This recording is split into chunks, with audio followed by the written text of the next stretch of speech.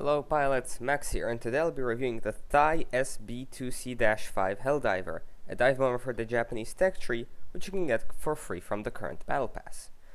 With the battle pass ending soon, we'll see if it's worth your time finishing the grind for this plane, or if you should leave it behind as another useless copy-paste premium. If you're looking for a quick and easy grind independent of your skill, this is the plane for you. Sitting quite comfortably at a battle rating of 4.0, its large array of armament, powerful cannons and versatile rear gunner provide for an easy and enjoyable experience. Despite its classification as a bomber, however, it is much better suited for use as a low-level strike aircraft, staying at altitudes below 500 feet above ground level and heading for frontline attacks or bases that aren't too deep into enemy territory. Any ground targets you face will stand no chance against your bombs, and light armor will get shredded by the 20 mils. Where the Helldiver struggles is engine power. While it has a respectable engine, the heavy airframe and often overweight and drag-producing armament leaves a lot to be desired in climb performance and top speed. Due to this, don't expect to be able to outrun enemy fighters, and focus on using the dual 50 cal rear turret to get them off your tail. Something that is not an issue, however, is the survivability. While it's nowhere near as sturdy as a Mitchell or a Flying Fortress, it can certainly tank some hits and get you home, even while bleeding oil, missing ailerons, or leaking fuel. Featuring self-sealing tanks, the Helldiver is also surprisingly survivable, even if it's set alight by enemy fire, and feels flyable even after significant damage to either its wings or tail. One thing to note is that the flaps and air brakes are part of the same system. This means that they cannot be used simultaneously, but also more importantly, that if you lose a flap, the air brakes will behave unpredictably and can even put you into a spin. I found that carrying 4 of the 500-pound bombs will yield the best results for ground attack. Any bombs lighter than that don't have enough explosive radius to effectively take out targets, the rockets are fairly difficult to aim, and the 1 or 2,000-pound bombs should only be used for base bombing. After you've expended your 500-pounders, use your cannons to take out open or lightly armored targets. Attacking convoys is in fact quite difficult, as this plane is slow and convoy AA is scarily good. If you do decide to attack convoys, climb to a relatively high altitude, I'd recommend above 5,000 feet, and enter a dive of 30 to 45 degrees to execute a high-speed strafing or bombing run. If you're hunting for frontline clashes, however, expect next to no resistance from anti-air. The best way to maximize skills is flying parallel to the line of enemies, as I'm doing right here, dropping your bombs first, then continuing with your gun strafing rounds. Be sure to remember to keep at least 50 rounds of 20mm cannons by the time you return, as getting attacked by an enemy plane on your way back while out of ammo is not a situation you want to be in. Finally, be sure to not get too close to the ground during your attack runs, as the Helldiver is prone to stalling if you yank the stick back too aggressively. You need to fly it more akin to a bomber than a fighter. Smooth, slow, calculated stick inputs, paying close attention to your height above the ground and your surroundings for enemy fighters. If everything goes right and nobody interrupts your attack, expect to exit a flyout with around 6 to 8 AI ground units destroyed. The Helldiver also gets access to 2 gun pods, each carrying 2 50 cal machine guns. It may be tempting to use these for interception, but their position on the wings makes aiming quite awkward. Furthermore, this plane is really not as fast as you need an interceptor to be, and the added weight and drag of the machine guns cuts into your already limited speed and climb performance budget. Despite this, all this added firepower can certainly take out enemy aircraft with deadly efficiency. And while I will not be making it back to the base after this engagement, the airframe allowed me to glide for a substantial length of time despite all of the taken damage, which really showcases the durability of the Helldiver. At this point I'm trying to pull my nose up to maybe get one last desperate kill, but I already know it's over since my engine is damaged all the way to being red, and I know that I'm not getting anything else out of this engagement. Here I've done what I would probably consider a pretty basic error, over-relying on my plane's durability and just flying straight into the cloud of enemy bullets, hoping that everything will be fine. As you can clearly see, everything was not fine, and while yes, this plane is durable, you should very much respect the enemy guns. While I was in the middle of my attack run, I've spotted both a friendly and hostile Thunderbolt in a dogfight and decided to interfere. While this plane is nowhere near good enough to take out enemy fighters on its own, sometimes the distraction you provide is just what your teammates need to get into an advantageous position and secure the kill. If you have somebody to squad up with, I would highly recommend that they take one of Japan's fighters, as a wingman flying in one of Japan's very maneuverable fighters will turn you two into a deadly duo. Regarding dogfights, this Helldiver also has what many consider a scummy advantage, since most of the time, an SB2C would be found on the team with America.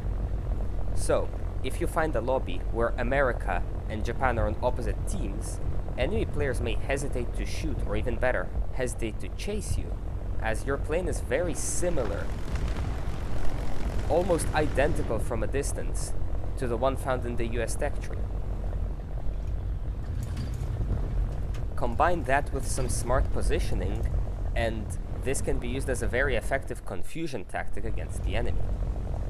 While I was on the way to bomb a convoy, I spot some contrails. I move in closer to investigate and find that this is in fact a friendly bomber being chased by a fighter. I decide to help, knowing that the enemy fighter will probably not be maneuvering very much since it's chasing a slow, static target.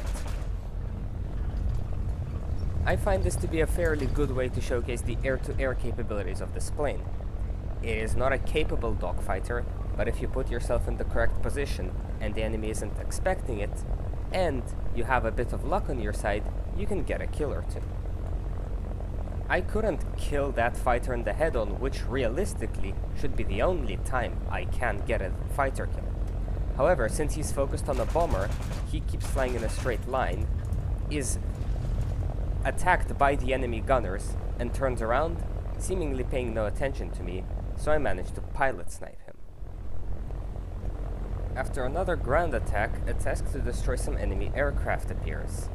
At this point, I've dumped my bombs and have slightly less fuel than usual, so I know that I stand more of a chance at eliminating those IL-2s. Usually, such planes are dangerous to attack when they're in formation, as the rear gunners all defend each other, as you might have seen before. However, once they get to their target area, they disperse and become easy pickings. No matter how durable the plane is, these 20mm cannons will easily shred whatever is shot by them, and you really should have no problem eliminating strike aircraft or bombers, especially those controlled by AI. And finally, of course, there is base bombing, which is perhaps the easiest way of getting points in air simulator battles. You take off, fly to your target, you drop your bombs, and you come back, hopefully with minimal resistance. And that is indeed a very good way to grind with this plane. Perhaps the easiest way to get points. You spawn in with the 2,000-pound bomb, just stay low as you're flying towards the base, and enter a shallow dive before getting there, release the bomb and fly back. If you're using this strategy, however, be sure to put a long bomb fuse on your bomb, since you do not want to get blown up by your own explosives, because you forgot to set a fuse. Apart from that, there's nothing to consider when base bombing. Either the 2,000-pound bomb or the 2 times 1,000-pound bombs are enough to get rid of a base. However, I'd recommend carrying the 2,000 bomb, as it sits inside the bomb bay and produces less drag than the 2 1,000-pounders, which are wing-mounted. That was the SB2C-5 Helldiver in the Japanese tech tree. Overall, a great plane for grinding, especially since it gets premium talisman benefits. If you're looking to grind the Japanese tech tree or get some easy silver lines, I'd strongly recommend getting to battle pass level 51 and grabbing this plane. As previously stated, it's free for everyone, so there really is no reason to not get it. As long as you stick to relatively empty lobbies and fly low to the ground, executing the gameplay strategies I've shown in this video, you can grind without meeting any enemy players ever. So if you're worried about not having the skill or knowledge on how to fight properly, this plane is for you. It was definitely very fun to play this Helldiver. Even though the gameplay loop is quite repetitive, take off, bomb ground targets, return, rearm, repeat. The Helldiver makes up for it by having good maneuverability for a ground attack plane, somewhat acceptable air-to-air capabilities, and a variety of loadouts, so you're not forced to keep using the same weapons. You can try really everything out. Guns, bombs, rockets, you name it. Versatility allows you to change objectives on the fly. You never truly are locked into the boring ground attack loop. You could be going for a base, but a destroy bombers task appears, so you can go for that. Or you could be out of bombs, but a frontline clash appears. You can participate using only the 20mm guns. Or you could have a friendly plane struggling in a capture zone, and you could go and help out with your limited air-to-air capabilities.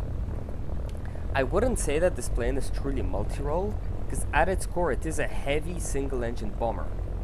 But that does not disqualify it from being as versatile as it is, and having surprisingly as enjoyable a playstyle as it is. And of course, as always, thank you all for watching. I hope you found it informative and entertaining. And I'll see you in the next one. Take care.